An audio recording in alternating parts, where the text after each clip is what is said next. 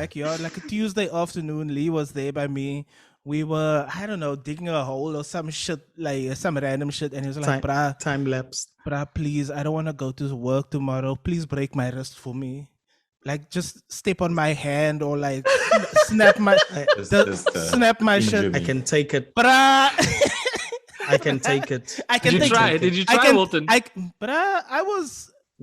will do No, anything Walton for my was like, friends. No, I will do anything for my friends, but I had to ask Physically him, harm them. are you sure this is what you want? Anything For for love. love, but I want to I don't know, man. It's just love. like, in my mind, it was like, okay, that's at least 4 weeks out, bruh. Like, yo. At least, bro. At least. In Wait, my mind, I'm just like, at least 4 weeks. What do you want to say, Walton? You want to switch it up? Sorry. First of all, I apologize for being away. I just had to go take a cack quickly. Second of all, I was thinking a lot about one the best metal band at the moment and in the last like 5 years has been a band that Andriek introduced me to, obviously. Hoobastank. How you say obvious? Actually, that first syllable makes sense because they are called The Who, The Who. a Mongolian throat singing metal band. And dude, it is the best shit ever. Second of all, well, let's stick with that for now because I want to think about I know it's a complete switch of pace and maybe we can like Welcome to the Gillian Custard podcast. Part 2. cut where we it keep you on somehow. your toes. Cut it, Keep you on your cut toe. cut it in some way that makes it make sense. But I was genuinely just thinking about how this, a band that would be called in any other circumstance, they would be called world music or maybe like ethnic music or something like that. Yep. But they're making the most incredible fucking metal music. And also it just makes so much sense because the kind of guttural throat practice So brutal. just makes so much sense in That's normal. That's like, oh yeah, we can metal. do this. Bruh, and I'm sitting on a bus in Providence, fucking Rhode Island, blaring The Who, and the people around me are like, "What the fuck?" Because these headphones we're bleed gonna like get shot today. these headphones bleed like mad, right? And I'm wearing my anarchist communist T-shirt, my Lucia Parsons T-shirt, and all this stuff. But I'm just interested in this idea of like what is ethnic music, what is world music, what is especially in the metal and punk scenes because Paleos, a band that I found like a couple of weeks ago just by accident on Instagram, on TikTok actually, they a metal band from Atlanta, Georgia. They are making death metal. Like when I say death metal, I mean like burning churches kind of death metal. And if you think about the kinds of death metal that they're making within the context of what is considered the black capital of the United States of America, Atlanta, Georgia, it's cack interesting. And it makes me think about obviously a band called Death in Detroit in the 70s, or rather just Death, but the documentary is called A Band Called Death and all that stuff. And I just wanted to pull MK especially into and Andriek especially into this just Before because Aiden and MK go on. Yeah, go. I just brought up the definition of world music, and there's a loose, thing that's a bit it's a bit problematic. It says can I just read it? Can I read it and then you can go? Can I read it and then you can go? Can sorry, you grant Lee. me that? Sorry, Lee. It says You're such a dad. Traditional music from the developing world, sometimes incorporating elements of Western popular music. So it's in other of, basically. Yeah. And there I will yield my time. Go. No, man, so this idea, Lee gave the proper definition, or not the proper definition, but how it says what it's called online. But world music comes from when record shops didn't know what to do with music coming from the developing world, but that found an audience in the West. So they didn't know what to do. And then they ended up just saying, well, let's just create a category that literally none of the music has any connection to one another. We'll just throw that into the world music section of the record store. But that now, because of the way that the internet has connected all of us, it makes no more sense, right? It really doesn't make any sense anymore, because I could, for instance, like Aiden, I think like a year and a half ago, we went to that fashion thing at the Civic Center or the Good Up, I can't remember, and then BCUC were playing. And I was telling Aiden, and I described it as your brothers, but this is then punk music. But and I mean, I showed my own barriers of knowing other styles of music at that point, because for all intents and purposes, that is very punk. Like, it has all the markers of what makes a punk band. It's got all the classical signs of fast paced. It's got a nice little political message behind it. It's also very aggressive when it needs to be. But I didn't understand, like, but why are we calling this anything other than punk? But also at the same time, why do we need to call it punk? Why don't we just call it the style of music that the musicians are performing? Why do we need to give this Western name, or something that was developed in the West for the style of music that they're playing? Like a band like The Who, for instance, we should actually just be calling it what people in Mongolia call what they call throat singing, and the style of music that they're making. We shouldn't have to add metal to make it more palatable. It's the difference Western between audience. immigrant and expat. Yeah, I get it. Yeah. So I feel like that should be the beginning of it. Like, we shouldn't have to call it metal just to make it more palatable, because obviously, of course, there's things in common. When I listen to The Who, I hear more of the blues in The Who's music than I do like modern expressions of extreme metal. So like more towards Black Sabbath and then earlier than that. But I mean, it's the way that people talk about it. It's almost like, if you look at the metal community online as well, they will only accept something once an established metal artist is involved in it. Like, Walton, you know, this is the one song, I think it's Wolf Totem or something by The Who, Yes. and they have yes, the that's guy my from, shit, bruh. he had to be involved in, and that was the way that they broke the international market. And it's unfortunate, because before that point, they were already like creating all of this hype for themselves online. The music videos, the metal community went crazy with their stuff. Like, Yeah. whoa, what is this? Where can we find more? And then they kept it away. Like, they released 2 singles and then they went quiet for a year. Yeah.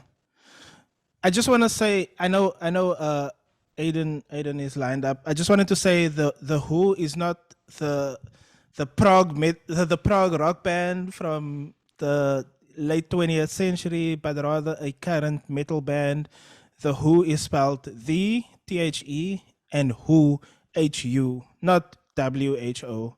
So the Who HU. Okay, thank you. That's all I wanted to say, just to make sure that people know where to go listen to this shit. Sorry, Aiden, go.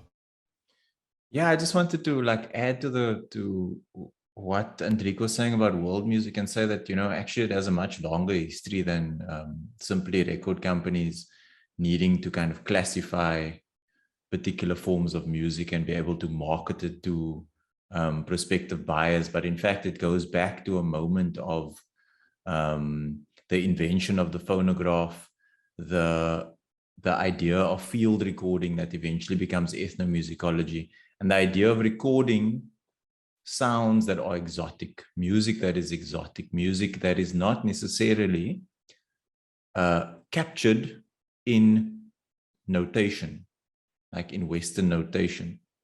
So a lot of the music outside of the West gets captured by field recording. In fact, in a lot of urban centers in like the early 1900s, like in Germany and so on and so forth. And that idea of world music, that idea of music as ethnic music, is a model that's informed by anthropology, that then gets taken up by ethnomusicology, that then gets kind of like, in South Africa in particular, through this guy called Hugh Tracy, who's then actually employed by Gallo to go out and record like African music. And eventually the SABC also. And eventually the National SABC. Broadcasting. And in fact, he pushes for this idea of like a textbook, African music textbook, right? So this idea of world music also like locks cultures in place, right? Like there's only one way that you can be, you know, Mongolian, for example, and that is to like not do metal. Do you know what I'm saying? So like, and world music in a way is like a catch-all term that says, you know, like, here's all the music of the world that is not like the West, basically. Do you know what I'm saying? And that's a problem. Like, that's a big problem, because what it does is it fetishizes, it exoticizes, it makes it like, you know, it also like prevents people from just listening to music, like, you know what I mean, like, or from like blending things, like, you know, like I haven't listened to this band, but I'm like really excited to go and check it out now, because I'm like that's such a cool mixture. Like, why do we need to say that that's world music? Why can't we just say it's another kind of metal? Do you know what I'm saying? But it's also such perfect metal. Like, as a person who is who started off as a very casual listener because of Andrik and evolved into a person who is super obsessed with everything that's going on, Gojira, you know. Gojira. For me, Gojira is the second best metal band doing their shit, and they like a French Who's band the first? The Who right now, Okay. right now, in terms of what I am listening to and what is Okay. like pulling me every day, what I'm gonna play on my speakers out loud, The Who, and then Gojira. But you know, it goes all the way back to fucking, you know, Ozzy them and all of that stuff. But I think, yeah. Anyway, I just want to say, like, I think it's so expansive, and I think we have let it live for far too long in the consciousness of young white men Yes. as a musical genre, and that has been super detrimental to the music itself, but also to the audience, because they hold so fast and so strong to these distinctions. You either prog, or you death, or you black, or you this, or you that. And when you listen to it, like, you know, there are things that connect all of those together. I don't know. I just feel like the white supremacist patriarchy has always been a deep part of the metal community, and we need to think about how we undo that. Sorry, Lee, I know you had your hand up for a while. I agree with all you guys were saying, and it goes back to our previous episode of who makes the calls, the gatekeepers. You know, if I say this is worth listening to, I'm going to put funding behind it. If I'm the director of a certain record label and decide to give these kids a go in screaming into a mic where they like kind of bootlegged it off some indigenous people in Mongolia, it doesn't matter, because now I've given credibility to this art form. There's money behind it. And I wanted to talk about going in art form. Now we're going from music, and I want to go into two different extensions of that. One is K-pop and the success that BTS has had. Is it pop or is it K-pop? What is K-pop? What is pop? Is it Think about appropriation? Is it not appropriation? Right. I want to leave that with you.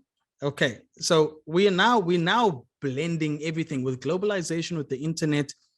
People want to hold on to these categories and genres when there's clear blurring of things. In the 1980s in South Africa, we had African musicians making pop, 80s pop music. It wasn't Kwaito, it wasn't Amapiano, it wasn't these distinctive cultural music genres.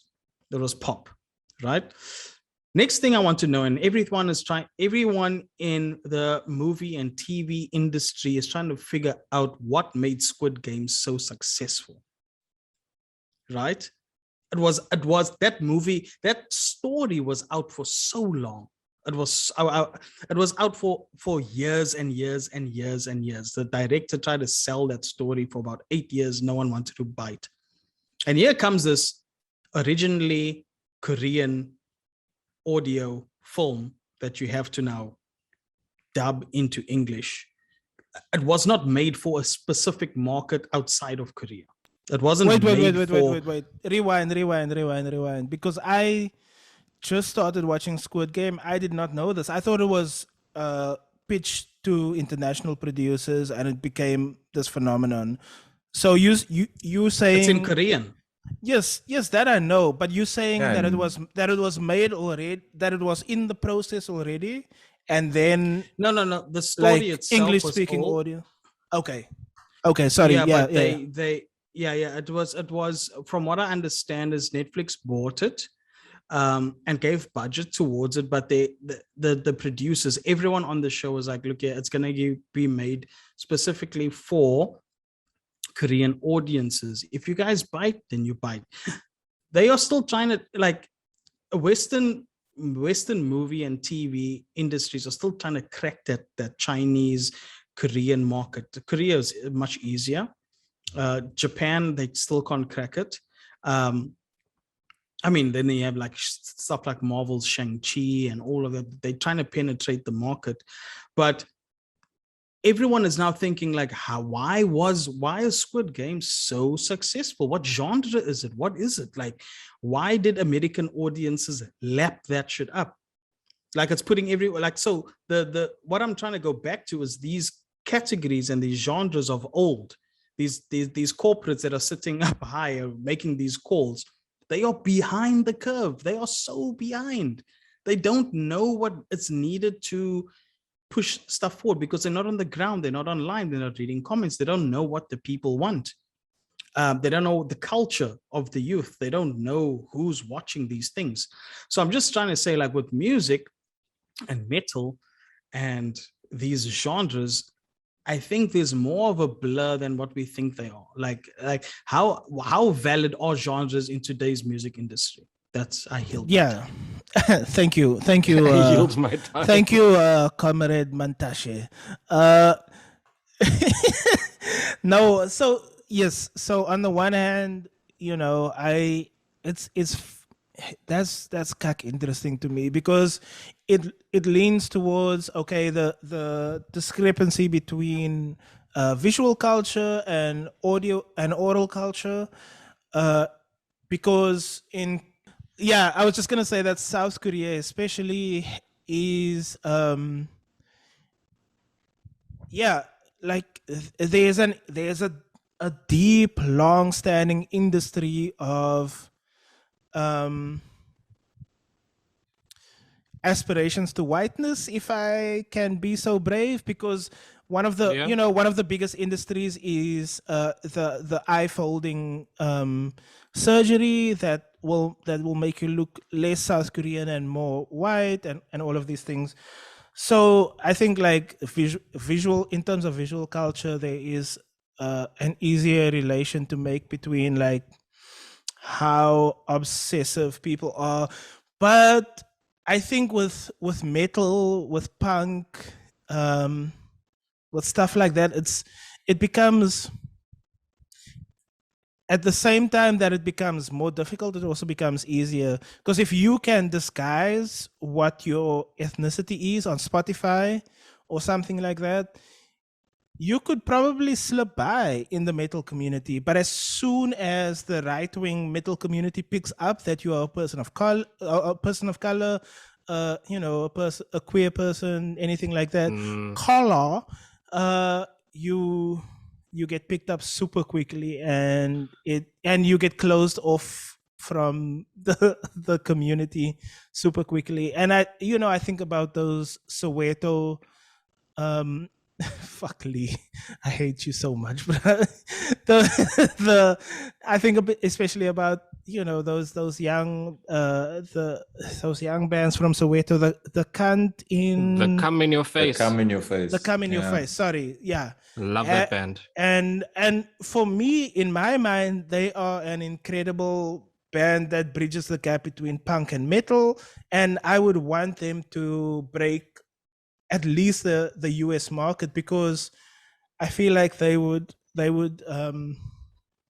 in at least the Afro punk community, they would be able to make steps and strides. But I feel like in South Africa itself, the metal community is still kind of closed off, and That's and why it died. honestly, I think Mhm. globally the metal community is closed off. I do think that. I think I watch a lot of reaction videos from Lost in Vegas, and so many of the comments, they are a massively popular YouTube channel that does reactions to like metal, rock, anything. Mm. When they do the metal reactions, the negative comments outweigh the positive comments just by the fact that they are two black men enjoying metal Metal. music. And I'm not talking about a specific kind of metal. I'm not saying black metal, death metal, prog metal, like early metal, all of these things. I just mean across the board there is a deep divide in how people consider these sounds. Anyway, Lee. I mean, that's why metal died in South Africa, Walton, because of, I mean, it's dead. That's fucking heartbreaking, bro. Honestly, because It's there was dead. some good shit, bro. Like we played Yeah. with a metal band who had person of color on guitar. We played with different bands back in the day as Fingers in the Sky. That's just sad to me, bro. It's an opportunity missed, but I think it's also like a social opportunity missed. Sorry, Ligo. Clearly now barrier to entry is showing itself and privilege is showing itself. It's much easier to use your words and make a beat financially than it is to get amps, drum set. We went through that. We were standing inside and fucking partners just looking at all the stuff we can't afford. Like, I just think huge Bruh, we barrier couldn't to afford entry when it 90% of it, bruh. It's like, I'm gonna yeah, disagree can you guys with have you guys. Okay, I healed my tongue. Yeah, No, go on, sorry, go on, Lee, go please on, carry go on. No, okay, I just want to say, like, I think there are way more kids that are, but also barriers to entry to information. Like, which kids in South Africa can sit on YouTube on the weekend and just go down reaction rabbit holes, and see, oh, this guy who looks like me is reacting to this type of music. Shit, I like this. Let me see the links. Like, who has that time? Like, people are forced to go work, like day labor, just like access to data, to internet connection. So if I'm not getting this music from my friends or from the internet, how am I being exposed to these things that is clearly so far from me? And once I do get exposed to it, like, shit, this is awesome. Oh, I need this guitar. I need a fucking amp. I need a pedal. How do I make that sound? I need cymbals for this. I need a thrash cymbal. I need a double kick. Like, it just becomes this big thing Bruh, that you giving me such an erection talking my drum language, bruh. I know, bro. That was intended. But I mean, like, we were lucky. We were privileged, bro. Not only did we have each other, we had means to kind of get shit together and fiddle, just to like, let me just fiddle with this thing and see where I get. And we had the time also. Like, we didn't have our social lives and just our We had no individual social lives. life, bruh. Like, we weren't like, We "Bruh, were I'm done a with social campus life. now, I need to go work."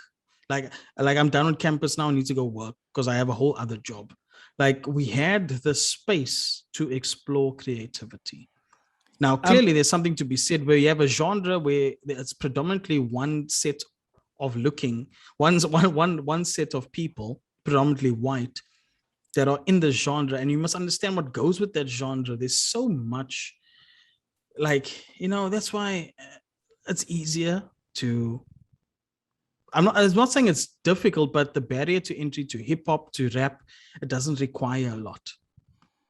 Yeah, I don't know. Can I quickly just jump in here and say, like, I think I agree with what you're saying, Lee, and I do think like barrier of entry is a big deal. I think like that's definitely, I mean, access to instruments. Like, you look at the price of instruments. Like, I was in Paul Botner the other day, and I was like, damn, like, you need that disposable income. It's disgusting, bro. I'm not. Look, that's a discussion for another day about, like, like quality instruments cost money. Like that is just, you know, like across the board in any field, not just in music, quality instruments cost money. But I also think there's something to be said for like the discourse in these spaces. Like, do you know what I'm saying? Like ideas of what white music looks like, black music looks like, etc., and what it means for people of color to enter those spaces and to try and stake a claim in them, thinking that you are welcome in those spaces, that you can make this kind of music, and then get told like we did, like, oh, we didn't expect that music from colored people. Like, do you know what I'm saying? There's something that's happening in the ideological space there that like you can't deny. It's not just about privilege, you know what I mean? At some point there might be a black kid who's like, you know, I really like drumming, whatever, or I really like punk music. But if I have to go into that space, I might get told like, you know, I'm not welcome here. Or, you know, like those things happen. Like, and it happened to us. I mean, if you look at the Come In Your Face, right? That band is so rooted in the Soweto Skate Society, right? Which is a group of predominantly black skateboarders.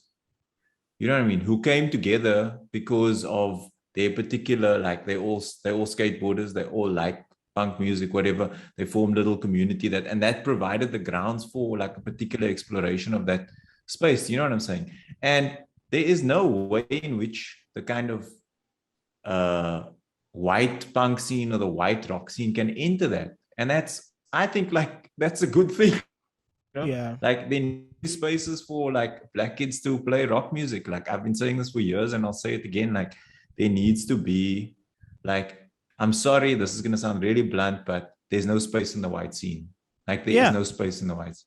Yeah. And when like rock musicians say, yeah, I know punk rock is dead, the scene is dead, I'm like, yeah, bro, that scene needed to die. Yeah, white punk needed to die. Wasn't Afro-punk meant to kind of reimagine that? But it kind of the documentary became more of the same. Yeah, the original documentary explored that, right? Like the original documentary was like, here's what happens to black folk in these scenes, and here's their experience. And then I don't know what happened after that. Like it became a multi-million-dollar industry. But anyway. Yeah. If I may jump in. Sorry, Walton. No. You're fine. I think you were making an excellent point, but also just my neighbor is running the rhinos upstairs. So if you hear a whole lot of sound, and that's just them kids being kids, man.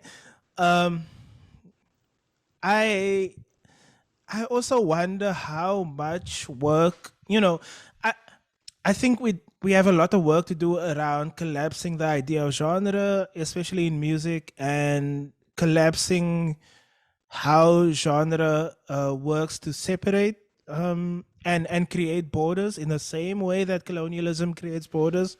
And I mean specifically in terms of what is the white sound, what is the black sound, why is BCUC, why are some of their songs not considered punk? When we were at Assembly, myself, Aiden, Tiffany, Simone, I think maybe one of Simone's friends, it was one of the best nights that I've had, but also one of the worst. It was one of the worst because the entire crowd was white, and every time they made a political statement on stage, which is part of the act, deeply part of the act, the white kids would either kind of groan or cheer, depending on how close or how far away they are from the DA politics in Cape Town, in the Western Cape. And for me, as a person of color, as a so-called colored person, as a black person in the crowd, listening to them, especially listening to the bass drummer, because there is a designated bra on a bass drum, a cowhide drum, just going, bruh, just going, strapped to the man's shoulder, strapped to his chest, just whoing. And I'm looking at this and I'm like, that's punk. Like what is happening? Cool, what is happening on stage right now is hardcore punk music. There should be a mosh pit behind me. I was in the front, like right at the front. So I was semi missing the mosh pit. And we can I'm not gonna read the chat, uh, uh, we can talk about my mosh pit experiences at Zula and at Raw and all of those things, but you know, there should have been a mosh pit going on behind us. We were right at the front, just living the sweaty time of our lives. But that was a punk moment. If you're thinking about the way in which the drum music is structured, 4 beats, a hard snare, maybe another like accent snare in there somewhere, you know, like really rhythmic kind of ska punk tones, shouty vocals. It was the perfect. There were many perfect punk moments on that night, but that group will never be considered punk because they are black. So I just feel like there's also a necessity to. We need to work towards collapsing genre when genre is the thing that harms us directly. I don't know. I just I agree with you wholeheartedly. I feel like at some point, genre becomes a marker, and I mean, Aiden can elaborate on it better than I can, but genre becomes a signifier of whiteness, right? Genre becomes a signifier of blackness. It becomes this thing that if you don't escape, or if you try to escape from it, you're trying to be something different to what you are, right? And that is not necessarily seen by you, it's seen by the other people that are supposedly inherently involved with that genre. So that is why, for instance, BCUC can do that, and you can catch, no, but this is punk music. But somebody else that is white in the crowd will not understand because they are fine-tuned to believe that their whiteness Because all they've and listened to is Dude, the Sex Pistols. Dude, exactly. I was so, bruh, it was so upsetting, honestly, to listen even to. the Sex to Pistols li- aren't punk to me anymore. It was frustrating for me listening to a white man, to a black man say on the stage, you know, in Cape Town, there's a serious problem with homelessness, and we need to think about what that means. And watching a white, like, 20-year-old next to me just cheering, like, ah, and I was like, bruh, do you not understand? Like Do you not, engage. do you not understand what is happening right here? Do you not see what is Walton, happening right now? that's I don't because know, people are bro. so tied to I'm here people are for so a tied good to time, not a long yeah time. All right. people are Don't so care, tied to what a barefoot in the genre club. sounds like and not to vibe, right? If it's the same thing with if we look at hip hop music at the moment. What are the old heads saying? What are they saying? No, this music is trash that's coming out now, right? But if you listen to it, it's all about the vibe. You can barely hear what Future's saying. You can not even understand what Young Thug is saying, but it's about the vibe. And I think people miss that when they are introduced to new genres or new styles of music, or as Aiden used to say, music. What's it? Musical idiom, musical. What is that word, Aiden? I can't remember. I don't know. I said a lot of I don't Expressions of know. musical something. It was something he was doing with his PhD. I can't remember what it was doing. It's I just think too smart for me.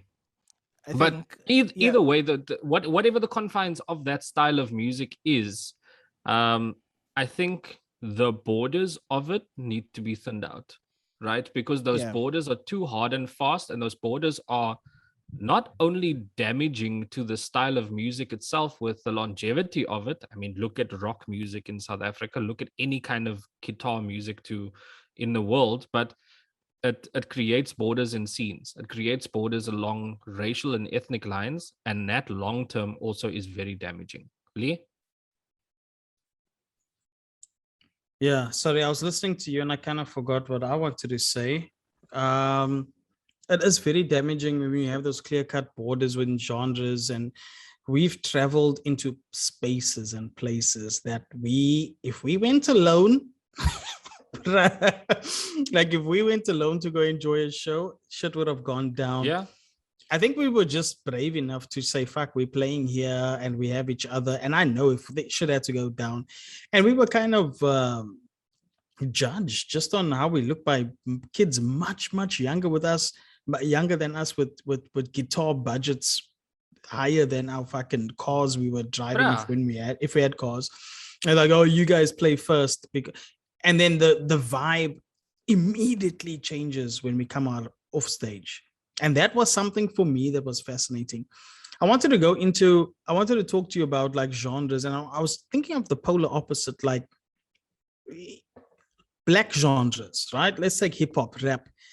And there are people who keep it sacred and they accept it, keep it sacred, and others, outsiders, are accepted. And he's hated in today's world, and say what you want to say, but you look at the most famous white rapper, I take Eminem, and I don't think he appropriated aesthetically as much as other people. And I always think about, what is the Eminem's thing, bro? Like, he didn't, like, he doesn't drop N-words. He doesn't dress up and tattoo himself. And I think of Post Malone, I think of Machine Gun Kelly, I think of all these other white rappers, and they come into a space and they take.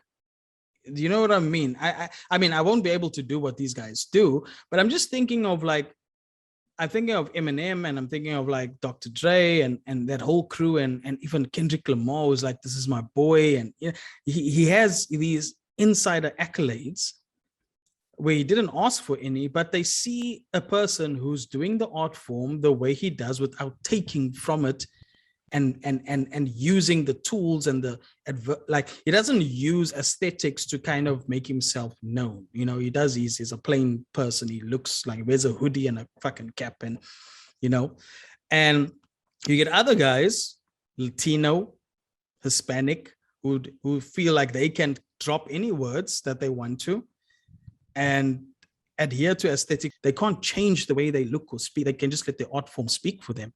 And even then, they kind of like, push to the side. I don't know. It was just a thought I was having. It's interesting on how genre, or how, like, because people are like, Eminem, you're not going to make it, bruh. Sorry, this is not your space. This is not for you. But the people inside decided. And until the people inside metal and rock and all these decide, hey, these guys are doing it. This is rock. This is metal. I feel like the fans will always go with the status quo. They will be like, yeah, you need to prove yourself. You need to. Yeah. I don't know what your thoughts on that are. I don't know. Do you mind if I jump in here quickly, Andrik? I was just thinking about, and I saw Andrik put this in the chat section. Machine Gun Kelly went full, pop punk, and not in a good way. It does not sound good. It does not. It's really Trash. It's really bad. It's a bad attempt at making what Blink 182 made in the early 2000s specifically. Even, what was South Africa's version of Blink 182 now again? Tweak. Lee knows a lot about them. Tweak. Yeah. It's a bad Either version way, of it's a bad version of Tweak, basically. And I think that there is something to be said about how white artists, white musicians are allowed to be malleable, to change themselves, Jump in and out, to dip their toes and say, oh, well, Megan Fox said that's not good, so let me go back to what I was doing before. And I just think that the further away we get from genre, the better the chance we have at, like, thinking about music as a space of liberatory practice. Not music as liberation, not music being the answer to all Black liberation and all of those things. But I think that we have that there's time for liberatory practice. I know Aiden wanted to jump in, so. Yeah, I'm just also, I just wanted to say, like, what you're saying, Walton, is so true. And like, there is something to say about how genres fix identities, fix certain ways of expressing oneself. when in actual fact, like we live in contradiction, like we make music in contradiction all the time, like, you know what I'm saying? Exactly. Yeah, also I said in the chat, but there's this really great Tuareg band I'm going to share with you guys later. Which But one? yeah. Tinariwen or No, not Tenariwen.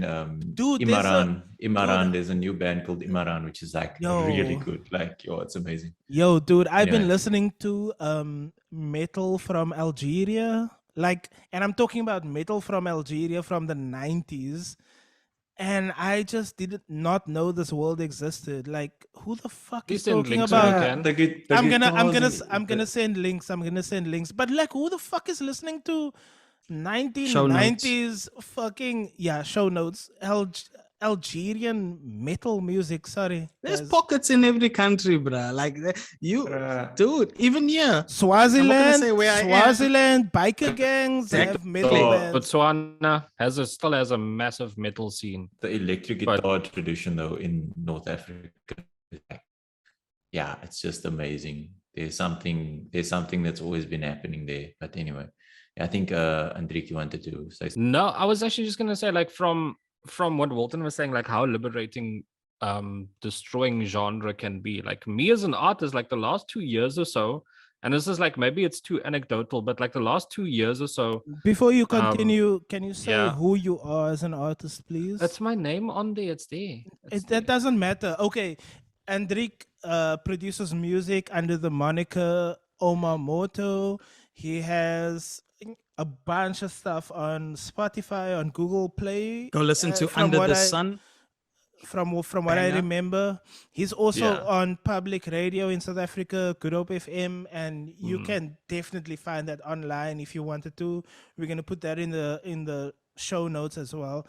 But And I'm starting Does- a YouTube channel soon. and he's starting a YouTube channel soon. But I just wanted to say, and he has a TikTok. He has a TikTok, Omamoto. Go find that. But I just wanted to say that this motherfucker is way too humble on our very humble podcast. He is amazing. He produces great music, great vocals. Omamoto, OMARMORTO. Amazing Yes. artist. Available for bookings as well. Seeing Yes. that lockdown level 1. Yeah. Oh, thank you, Soon guys. to be lockdown level 0. Please go There to we go. Omamoto at Mhm. either Spotify, but mainly TikTok, and you can find his details to book him for shows. Amazing DJ. Very vocalist. active on everything. Twitter as well. So Twitter and What is TikTok happening? are your two spots to really find him. He thinks we're joking, but we so serious. He is incredible. He Thank really you, is guys. incredible. Super talented guy. Anyway, you wanted to say, bro? Thank you, guys. Yeah, how do I recover now? What I wanted to say is that, like, the idea of genre as an artist, right, can be so limiting so often. The last 2 years or so, I've had this writer's block, and then, like, I think maybe like last month or so, I just made a decision to forcibly let go of it. But the decision to let go of it came from me wanting to make music the same way I made it when we were a band, right? And use my voice again, train up my voice, use all of that. But the most restrictive thing so far in my career as Omamoto has been genre, because my taste in music is so broad that, like, how can all of that and all of those influences fit into only house music, right? How can I do all of that and only make house music? That's a disservice to myself and potentially to the people that could listen to me if I broadened my my genre selection, if you want to call it that. And it's I feel like a lot of artists suffer from that fear that is imposed by either the industry around them, either their fans, either the people that buy the music, and people in the team, maybe even friends that say that's too much of a risk. So I feel like that, like, the idea of genre, we need to destroy it, need to soften it at the very least from the beginning, so that artists have more freedom. Like that, let that be the beginning point. Like let artistic freedom lead the way. But Lee just made such a good point, and we all need to go, do our things. We've been recording for the last maybe 2 hours, more than 2 hours. But Lee just made such a good point, and I want him to make the point and expand on it. Ice-T, bruh. The most Yeah. hardest gangster Yeah. rap, bruh, made. What's it called? Blood. What's it called? Body Count. Body His Count, metal band is- they're such a good band. Now it's not a gimmick. It's not crap. Now Yeah, that yeah. was the thing. It's actually a fucking good metal. It's easy. It's not your deep like. It's not. It's accessible. They made really It's- nice, like thrashy groove. But now metal. it's Ice-T. Yeah, You know, it's Ice-T. Like what?